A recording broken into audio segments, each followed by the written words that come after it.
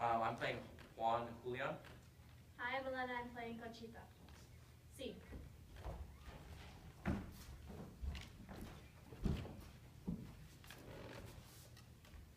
I don't like cities.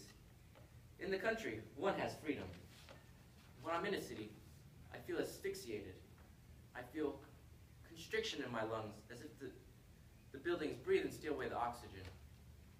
As my father used to say, living in the city is like living inside the mouth of a crocodile.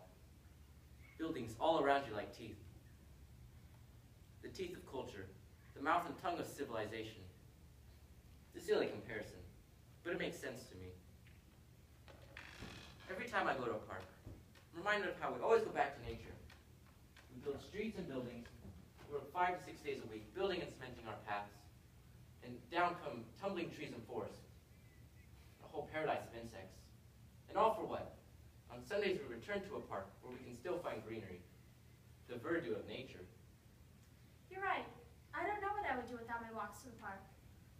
Why did you choose to read Tolstoy? Because Tolstoy understands humanity like no other writer does. That's a good enough reason to read him. Someone told me that at the end of his life, when he knew he was going to die, he abandoned his house. He was found dead at a train station. The same as, perhaps I shouldn't tell you this. He was probably on his way to visit God. That has always been my suspicion.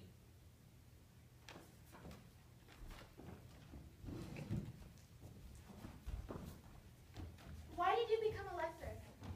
I discovered books one summer. My father owed a lot of money to a creditor. We had to close ourselves up in our home and hide for a while. For my family, keeping up appearances was important. We told neighbors that my mother was very ill, that she had to recuperate somewhere else. We stayed in that closed-up house for more than 2 months while my father worked abroad. The heat was unbearable. The maid was the only one who went out to buy groceries. And while being closed up in our own home, my mother read books to the family, and that's when I became a listener. I learned to appreciate stories and the sounds of words. You ever been to New England? No. I've always wanted to go there. I wonder what New Englanders are like. Here I've met workers from other parts of the world, but I haven't met anybody from up north. Cheche is from up north. Chich is from a world of his own. I knew a fellow from New London. He was modest and reserved. So shy was this boy that when he expressed any feeling, he would excuse himself.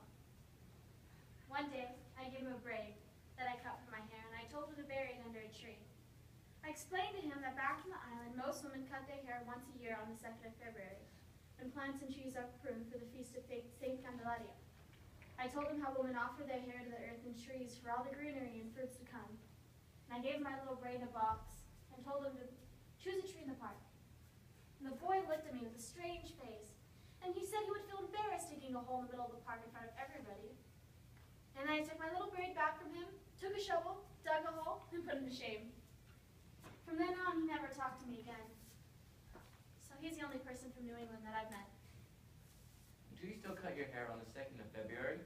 Yes, my father always does me the honor of burying it. Your father? And why not your husband? It should be an honor for any man. If I were your husband, I would find an old, wise banyan tree, and I'd bury your hair by its roots. And I'm sure they'd accept the offering like rainwater. Well, I'm cutting my hair short like Clairvaux, so that would be the end of that ritual. I would offer to find a strong-looking tree, but the ritual won't count if it's not done on the 2nd of February. I believe everything counts if you have faith. So are you telling me to find a strong-looking tree? Yes, if you wish. And why me? Because you offer to. And you are the reader of the love stories. And anybody who dedicates his life to reading books will leave in rescuing things from oblivion. Is there a story in your hair? There will be the day I cut it, but that story will come to an end. And how does one read the story of your hair? The same way one reads a face, or a book. And we shouldn't bury your hair under a tree. We should place it inside a manuscript. The same way Victorian women used to press a flower, or a lock of hair in between the pages of a book.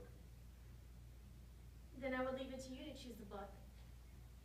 How about this one? My hair would be in good company with Anna Karenina. Then close your eyes and choose a page. At first, Anna sincerely thought that she was annoyed because he insisted on pursuing pursuing her. But very soon after her return from Moscow, when she went to an evening party where she expected to see him, but which she did not attend, she came to the realization, by the sadness that overwhelmed her, that she was deceiving herself. Then here, cut my hair.